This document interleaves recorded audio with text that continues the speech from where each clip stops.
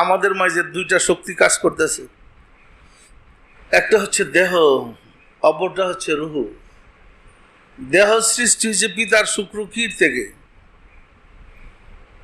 আর পিতার শুক্রকীট সৃষ্টি হয়েছে আগুন, পানি, বায়ু, মাটির সার থেকে। সুতরাং শুক্রকীটের মাঝে মাঝে আগুনের চরিত্র, পানির চরিত্র, মাটির চরিত্র, বাতাসের চরিত্র সব আছে। উহা থেকে পর্যায়ক্রমে মিন নুতফাতিন খালাকাতিন আমসাজিন নাবতালিহি ফাজআলনা লিল মুত্তাকিনা ইমামা। পিতার শুক্রকীট, মায়ের ডিম্বকোষ মিলিত অবস্থা, রক্তপিণ্ড, মাংসপিণ্ড, হাড় সংযুক্ত মানব আকৃতি লাভ, এই ৬টা পর্যায়ে অতিক্রম করার পরে জগতে আসে। এই শুক্রকীট থেকে আমাদের দেহের সৃষ্টি হয়েছে। এই দেহকে নফস বলে। কুল্লু নফসিন যায়কাতুল মাউত। এই দেহের মৃত্যু আছে। এই দেহ পিতার শুক্রকীট থেকে এসেছে। যখন জীবন শুরু হয়েছে, যখন দেহের মায়ের উদরে 4 মাস বয়স হয়েছে, আমাকে তো কি বুঝতে অসুবিধা হচ্ছে? 4 মাস হওয়ার পরে আল্লাহ বলেন নাফাকতু ফিহি মিন রূহি, আমার রূহ থেকে রূহ তোমার ভিতরে ফুঁকে দিলাম।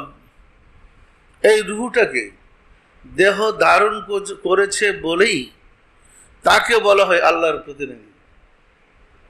রূহটা মূল সত্তা, মালিক, আর দেহটা উহা ধারণকারী। তাই মানুষ হয়েছে আল্লাহর প্রতিনিধি, ওই রূহুর সত্তা ধারণকারী। সম্মানিত আশিক রাসূলেরা, এই শিশু সন্তান যখন বড় হয় তখনই তার কামনা বাসনা ষড়রিপুগুলা জেগে ওঠে। আমরা রিপুর তাড়নায় পাপের কাজ করি। পাপ কিন্তু আমাদেরকে কেউ করে না, আমরাই করি। কাম রিপুটা আমাদেরই, লোভ রিপুটা আমাদেরই, ক্রোধ রিপুটা আমাদেরই, হিংসা আমাদেরই, লালসাটা আমাদেরই। সুতরাং এই রিপুগুলা কার বলেন তো? রিপুগুলা কার বলেন তো?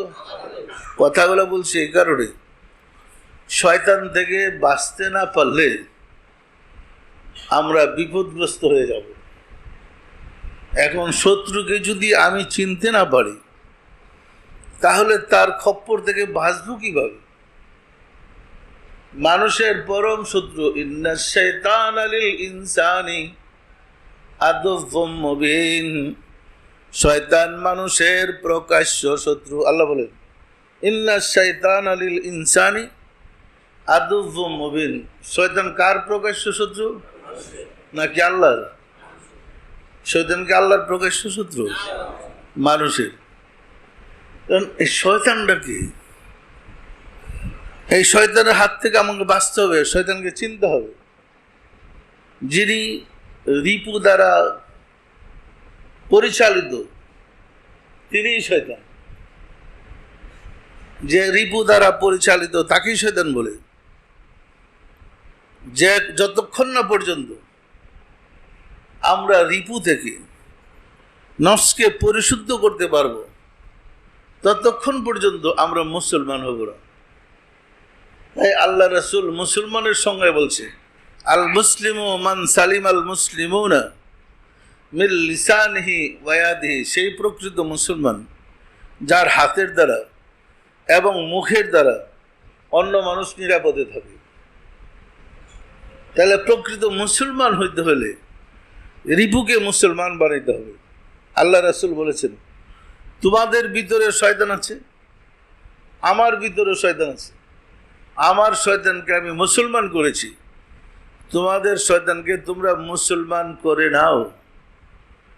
তাহলে মানুষের সাধনই হয়েছে শয়তানকে মুসলমান বানানো।